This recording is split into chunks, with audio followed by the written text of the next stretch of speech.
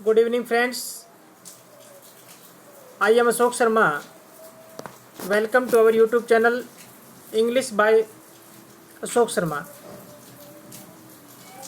दोस्तों, जैसा कि पिछली क्लासेस के अंदर पिछले जो वीडियो अपलोड किए हैं उसके अंदर मैंने सब्जेक्ट वर्ब एग्रीमेंट या सब्जेक्ट वर्ब कंकर्ड जो सभी के लिए रीट के एग्ज़ाम के लिए भी दोस्तों और अदर कम्पिटिटिव जो एग्ज़ाम हैं उनके लिए भी ये जो अपना टॉपिक है सब्जेक्ट वर्ब एग्रीमेंट वाला वो दिया गया है।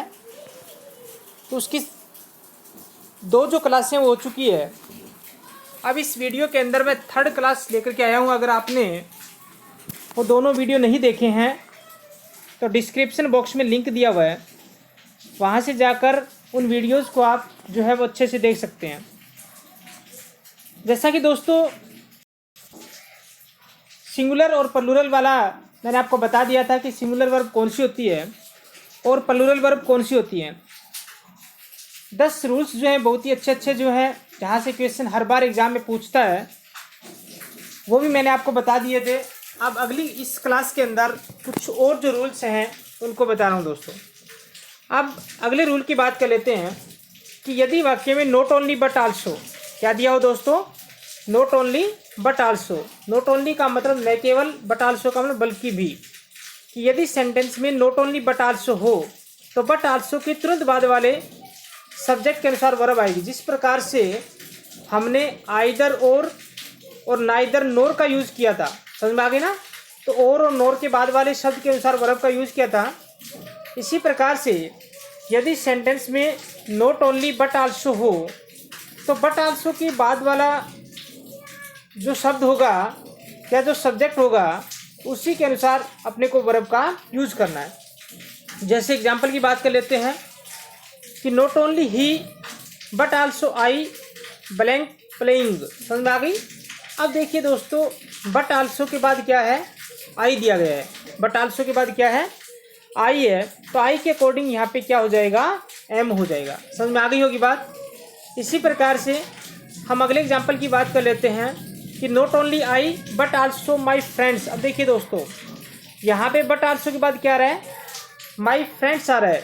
तो माई फ्रेंड्स प्लूरल हो गया। इसका मतलब है इसके साथ में अपने किसका यूज़ करेंगे, आर का यूज़ करेंगे। समझ में आ गई बात। इसी प्रकार से अगले रूल्स की बात कर लेते हैं दोस्तों कि यदि वाक्य में बोथ एंड का प्रयोग हो। समझ में आ गई ना। बोथ एंड का मतलब देखिए दोस्तों क्या होता है, और दोनों ही होता है। समझ में आ गई ना। तो यदि सेंटेंस में बोथ एंड है तो इनके साथ जो वर्ब आएगी वो कौन सी आएगी, प्लूरल, क्योंकि इनका मतलब जो होता है वो और दोनों ही होता है। जैसे बोथ गोपाल एंड सुमन, इसका मतलब क्या हो गया, गोपाल भी हो गया और सुमन भी। इसका मतलब प्लूरल वर्ब का यूज होगा। तो यहाँ पे क्या हो जाएगा, आर जो वर्ब है वो आएगी दोस्तों। समझ में आ गई होगी बात कि बोथ गोपाल एंड सुमन। अब यहाँ पे क्या आ जाएगा दोस्तों, आर का यूज हो जाएगा। ठीक है। इसी प्रकार से बोथ बिरला एंड टाटा, तो बिरला और टाटा दोनों ही हो गया। इसका मतलब यहाँ पर भी किसका यूज होगा, आर का यूज होगा। ये भी आपको समझ में आ गया होगा दोस्तों।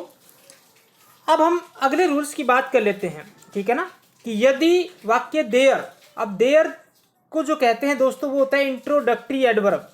जो पार्ट्स ऑफ स्पीच दिया गया है, जो बड़े बड़े एग्जाम होते हैं वहाँ से पूछ भी लेता है कि शब्द क्या है, ठीक है ना। नाउन, प्रोनाउन, एडजेक्टिव, एडवर्ब इस प्रकार से है कि यदि वाक्य देयर मतलब शुरुआत में क्या आ जाए, देयर, जिसको अपने कहते हैं इंट्रोडक्टरी एडवर्ब। सब्जेक्ट नहीं होता दोस्तों, याद रखना।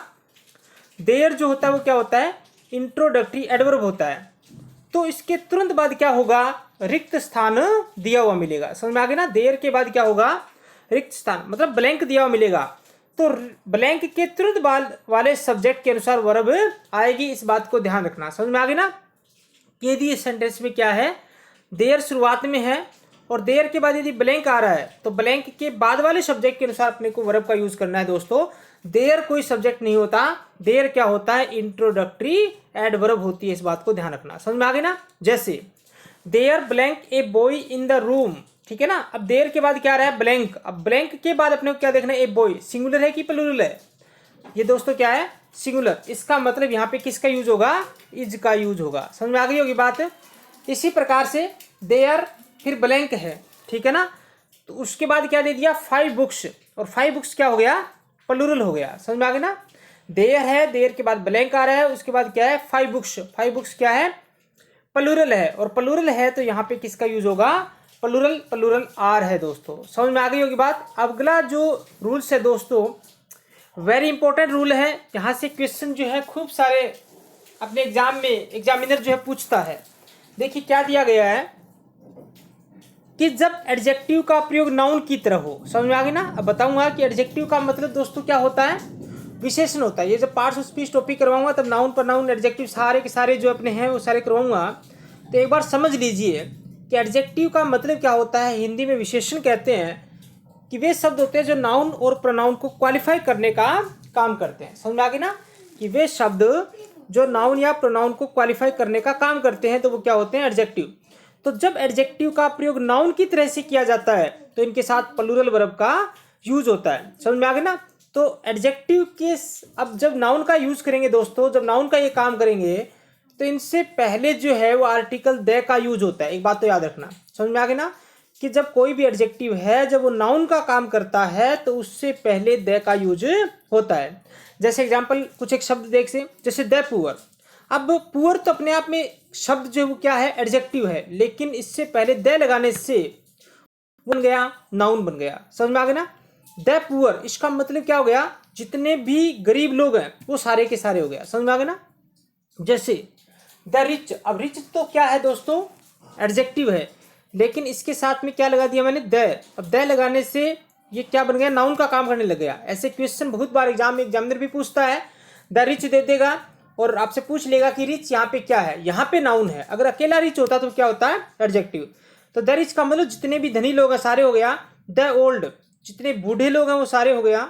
द यंग जितने युवा लोग हैं सारे हो गया। द वाइज जितने बुद्धिमान लोग हैं। द डेड जितने मृतक लोग हैं। द स्ट्रोंग जो बलिष्ठ मजबूत लोग हैं। द वीक जो कमजोर लोग हैं। द ऑनेस्ट जितने ईमानदार लोग। मतलब ये सारे द लगने से किसी भी एडजेक्टिव के साथ यदि द लग जाता है तो किसका काम करने लग जाते हैं नाउन का। और इन सब का अर्थ जो होता है वो क्या होता है तमाम या समस्त के रूप में होता है। इसलिए इनके साथ जो वर्ब आएगी वो कौन सी आएगी दोस्तों प्लूरल आएगी। समझ में आ गई ना। हर एक एक जो नोट्स जो हैं वो आप प्रिपेयर कर लिया करो। एक एक चीज़ की बहुत ही शानदार नोट्स जो है कंटेंट जो मैं आपको प्रोवाइड करवा रहा हूँ दोस्तों। इधर उधर देखने की आपको ज़रूरत ही नहीं पड़ेगी। यहाँ पूरा का पूरा जो मटेरियल है वो आपको प्रोवाइड करवाया जाएगा। तो लाइक ज़रूर कीजिए अगर ये वीडियोज़ आपको पसंद आ रहे हैं तो, और अपने दोस्तों तक भी शेयर कीजिए ताकि हर स्टूडेंट को इसका बेनिफिट हो सके। और जिसने अभी तक चैनल को सब्सक्राइब नहीं किया है तो सब्सक्राइब और साथ में बेल आइकन जो दिया गया है उसको दबाइए ताकि न्यू नोटिफिकेशन जो है दोस्तों आपको मिलता रहे। इसी प्रकार से हम एग्जाम्पल की बात कर लेते हैं। The rich blank note always happy. अब देखिए दोस्तों द रिच हो गया, अभी मैंने बताया था इनके साथ वर्ब आएगी वो कौन सी आएगी प्लूरल। इसका मतलब क्या होता है तमाम या समस्त होता है। तो द रिच यहाँ पे क्या हो जाएगा आर हो जाएगा। ठीक है ना। द वाइज नोट क्वेरल, तो यहाँ पर भी क्या हो जाएगा आर नोट क्वेरल। ठीक है ना। वाइज का बुद्धिमान लोग सारे के सारे हो गया। दी ऑनेस्ट यहाँ पर भी क्या हो जाएगा आर हो जाएगा। मतलब इन सब का अर्थ जो होता है वो क्या होता है तमाम या समस्त के रूप में होता है। तो तमाम या समस्त के रूप में होता है तो इनके साथ जो वर्ब आएगी वो कौन सी आएगी प्लूरल वर्ब का यूज होता है। ठीक है ना। एक एक नियम जो है एक एक रूल्स जो है बहुत ही शानदार रूल्स हैं। हर एग्जाम के अंदर यहाँ से जो है क्वेश्चन हर बार पूछा गया दोस्तों। अब हम अगले रूल की बात कर लेते हैं कि वर्ब हमेशा एंटीसीडेंट के अनुसार आती है। अब एंटीसीडेंट का मतलब क्या होता है पूर्व पद होता है। मतलब कोई भी रिलेटिव प्रोनाउन होता है। समझ में आ गया ना। कोई भी रिलेटिव प्रोनाउन होता है उससे पहले वाला शब्द जो होता है वो क्या होता है एंटीसीडेंट होता है। कोई भी रिलेटिव जैसे हु whom विच दैट इस प्रकार के जो शब्द होते हैं ये भी करवाऊंगा मैं आपको, सारी चीज करवाई जाएगी। तो रिलेटिव प्रोनाउन से पहले वाला जो शब्द होता है वो क्या होता है एंटीसीडेंट होता है दोस्तों। ठीक है ना। तो वर्ब हमेशा एंटीसीडेंट के अनुसार आती है। एंटीसीडेंट की पहचान वाक्य के बीच में प्राय हु विच whom दैट आदि के पहले जो नाउन व प्रोनाउन होता है वह एंटीसीडेंट होता है, जो मैंने आपको बता दिया। समझ में आ गई। एंटीसीडेंट का मतलब क्या हो गया कोई भी रिलेटिव प्रोनाउन है, कोई भी रिलेटिव प्रोनाउन है उससे पहले वाला कोई भी नाउन या प्रोनाउन है तो वो क्या होता है एंटीसीडेंट होता है, और उस एंटीसीडेंट के अकॉर्डिंग अपने को वर्ब का यूज़ करना है। वो सिंगुलर भी हो सकती है और वो प्लूरल भी हो सकती है। एग्जाम्पल के थ्रू आपको अच्छे से समझ में आ जाएगी। कोई भी चीज़ अगर आपको समझ में नहीं आ रही है, डाउट है, तो कमेंट बॉक्स में डाल दिया करो। और नीचे मैंने मेरे व्हाट्सअप नंबर भी दिए हैं, वहाँ से भी जो है आप किसी प्रकार की क्वेरी हो तो आप पूछ सकते हैं दोस्तों। अब इट इज़ आई हु, अब देखिए हु यहाँ पे क्या है, रिलेटिव प्रोनाउन है, और हु से पहले क्या आ रहा है, आई, तो आई के अकॉर्डिंग यहाँ पे क्या होगा, एम का यूज होगा। समझ में आ गई। हु है, हु रिलेटिव प्रोनाउन है, उससे पहले एंटीसीडेंट आई है, आई के अकॉर्डिंग क्या हो जाएगा, एम। ठीक है ना। ही हैड ए डॉग, अब विच आ गया दोस्तों, तो विच से पहले क्या है, डॉग, इसका मतलब यहाँ पे सिंगुलर है, तो यहाँ पे क्या हो जाएगा, वोज का यूज हो जाएगा। समझ में आ गई बात। इसी प्रकार से the boy who blank standing there failed in the examination, इसी प्रकार से देखिए हु है, समझ में आ गई ना। अब हु से पहले क्या आ रहा है, द बॉय, तो सिंगुलर हो गया। समझ में आ गई ना। हु है, हु से पहले क्या है, बॉय, सिंगुलर है, इसका मतलब क्या हो जाएगा, इज का यूज हो जाएगा। ठीक है ना। इसी प्रकार से the story that I told you, अब यहाँ दोस्तों यू के अकॉर्डिंग मत कर देना, ठीक है ना, कहीं यू के अकॉर्डिंग आप यहाँ पे आर कर दो, गलत हो जाएगा। यहाँ पे देखिए क्या है, दैट है, मैंने आपको बताया था relative pronoun who, whom, which, that, इस प्रकार के। तो दैट से पहले क्या आ रहा है, स्टोरी, समझ में आ गई ना। और स्टोरी क्या है, सिंगुलर है, इसका मतलब किसका यूज हो जाएगा, इज का यूज हो जाएगा। ठीक है ना। इसी प्रकार से the books which I purchase blank pictures, यहाँ पे देखिए विच दिया गया है, तो विच से पहले क्या आ रहा है, बुक्स, और बुक्स क्या है दोस्तों, प्लूरल है। बुक्स क्या है, प्लूरल है, तो प्लूरल के कारण यहाँ पे क्या हो जाएगा, हैव का यूज हो जाएगा। समझ में आ गई ना। तो इस प्रकार से 2-3 वीडियोस और जो हैं इसके आएंगे दोस्तों। थोड़े थोड़े वीडियोस के द्वारा पूरे आप कंटेंट को तैयार कीजिए, नोट्स बनाइए, अच्छे से प्रिपेयर कीजिए, पूरा इसको वॉच कीजिए। ठीक है ना, अच्छे से देखा करो, और लाइक ज़रूर कीजिए, शेयर और सब्सक्राइब करना ना भूलिए, ताकि न्यू नोटिफिकेशन जो आपको मिलता रहे। अगर किसी प्रकार की कोई क्वेरी हो तो ये व्हाट्सएप नंबर है दोस्तों, यहाँ से आप कॉन्टैक्ट कर सकते हो। Thank you.